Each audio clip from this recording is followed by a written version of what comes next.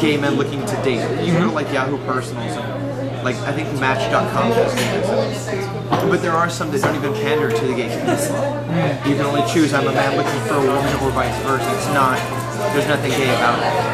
But I've not yet found a gay social networking site. So what's your intake about the word gaydar? Is there such a thing as... Oh, absolutely. Yeah. Yeah? Oh, yeah. So you can definitely tell which one is gay, which one is not. My gaydar is really, really good. Yeah? I've rarely had a problem telling who's gay and who's not. You don't have that problem? No. But I think it's something inherently built into gay men, though, and women that... If you're looking at a different race, obviously a black person can tell another black person, a Hispanic can tell another Hispanic. That's a physical thing. You can look at somebody and know roughly what they are. But yeah, I think it gives us a unique sense of safety of knowing the people that we can approach and what we can do and where it's socially accepted.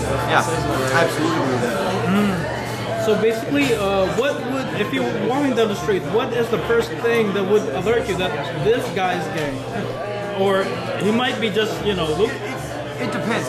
You know, sometimes they're more affected, so the way they hold their hands, the way they hold the bag that they're carrying, the way they walk, the way, you know, their hair's done, or their makeup, where they're speaking to somebody.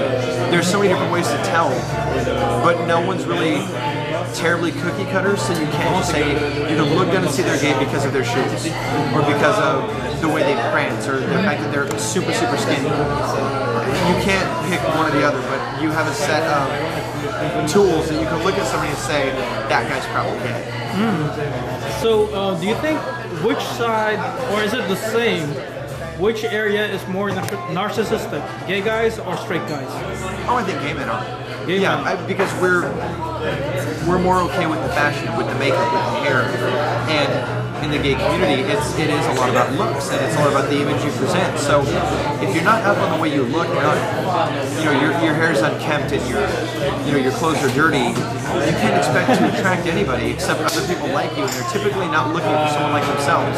So I think we're a lot more narcissistic in the sense that we go to the gym and work out constantly, we buy the right clothes, we do our hair, you know, we wear makeup and cover up and foundation, you know, pay $100 for shoes and facials. It's extremely narcissistic, but that's because you always want to put your best foot forward. Peacocks have their plumes and they spread their tails and show the brightly colored feathers. It's the same thing. We just have to get our feathers put in. So, what can you say that you like the most about the gay culture and hate the most about the gay culture? I like the most about I'm free to do whatever I want. It's very, very open. What I don't like is the judgmental, bitchy people. In the same respect that there are enough of us that are open to whomever wants to be whatever way they want to be, there are just as many going, you shouldn't do that. It gives us a bad name. Why would you do this? Why would you go here? Why would you drink that? Why would you dress this way? You know, and there's enough of us fighting against our own people, you know, that it becomes counterproductive. And, you know, there are bars that you should be able to go in, but if you're not into the leather scene, or if you're not into daddies, or into Asians, or into Mexicans, you shouldn't go in on certain nights, or certain days, or certain weeks. And I think it's getting very, very segregated. It helps in the sense of if you like a certain kind of guy, it tells you where to go. I love Asian guys, so I can go to Dragon every Friday. You know, I can go to Oakland at Persuasion, which is every Wednesday. I know where to go. Shangri-La is tonight. I'll be there. I'm good with that. But at the same time, it does segregate the people that go there. You never walk into Dragon and see a huge Latino population. It's just not going to happen.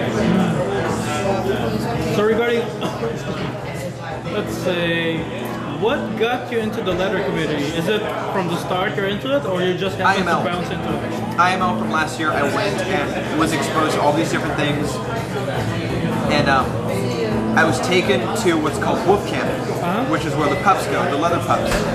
And it was the first one I'd ever even seen or heard of a leather pup. And they wanted me to pet one. And I was like, no, I can't. I absolutely can't. And they asked why, and I said, because I've never pet a human being like an actual animal, other than just being patronizing and an asshole to people. But by the time we left it, which was only like half an hour, I was asking questions left and right. And by the end of the night, I was like, I'm a puppy. Because enough things in my past made sense about the way I behaved and things I wanted, things I liked, that pointed to the fact that I was a puppy. So by the next day, I had a leash and a collar. And the friends I had made came to see me at the booth I was working at, presented me with like my puppy hanky, and they told me what breed they thought I was, and we worked out a name. And that's what got me initially involved into the community. So is the leather community catering to the bondage theme, or is it just the outfit? It's all intertwined. I'm part of the leather community. I don't do bondage. I do some kink. I do the pup play stuff, but I don't do boy and sir. The what? Boy and sir, which is just like having like a puppy and a sir or his master. Same deal, but just different situation. It's a very all-encompassing term. Is it closely related to dominatrix? A bit. Not all of it. Some of it is simply submission. Some of it is being dominant. Some of it is being physically abused or verbally abused, or being the abuser, or giving yourself up to somebody and letting them take care of you. You know, it's so all-encompassing that you could be a lot of different things. When I first became a puppy, I didn't think I was part of the leather community. And my boss at the time, he goes, so you're wearing a leather collar? I said, yeah. And he goes, that's leather, so you're part of the leather community. And it was something so simple that I didn't think about it that way. You don't have to be clad in leather from top to bottom, wearing assless chaps and a tie-up vest. Leather is leather. It's not what you wear, it's who you are. And so, the community is huge. Because I noticed you got this thing in your wrist. Yeah. First time I saw that, I was thinking, it could be a punk rocker. It didn't quite register like it was a leather thing, because it is. And this I like, A, because it is leather, but B, I like the industrial look of something that's got like the cross straps and the steel bars and the posts. I like the industrial look of it, which is why I initially got it. But it's more related to, I was at school today, so I have an outfit on, I want to look a certain way, so I built the outfit around it, than it is towards I'm part of the leather community. So what is the gay scene, the category? There's the letter, the twinks, the jocks, the dilf, the bears, the cubs. So is it really that in a way categorized by category? Yeah, it is. That's who you know, with whom you spend your time and where you're accepted.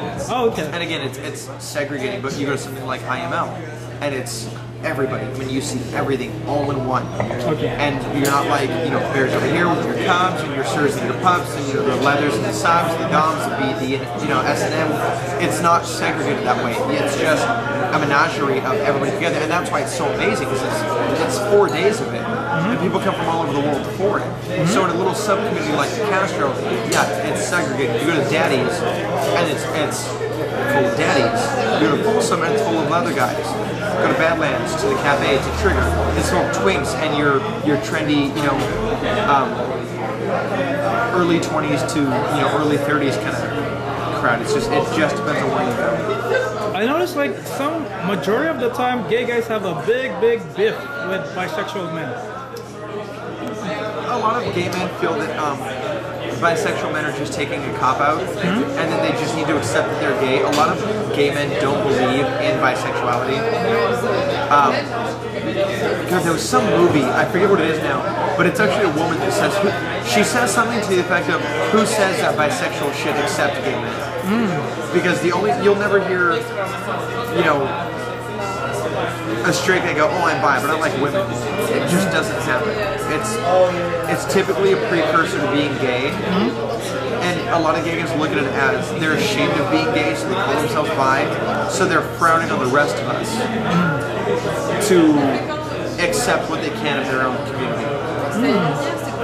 So I noticed I also noticed like a lot of straight folks would think a feminine gay guy would be a bottom, but it's not the case. According to a lot of them are tops also. Yeah. And a lot of butch ones are bottoms. Yeah. Is that really normal, or is it? Yeah. It's the way a person is perceived is not necessarily what they do in bed. They have the persona out and about because that's who they are. they're effeminate or they're butch or they're more jockish, sport, athletic type. I can't tell you how many muscly, athletic jocks I fucking miss. Big, muscly, can bench press a Buick. All they want to do is grab their ankles and take it. The way they look is not necessarily indicative of what they want. It's blunt, but it's true. True. Oh.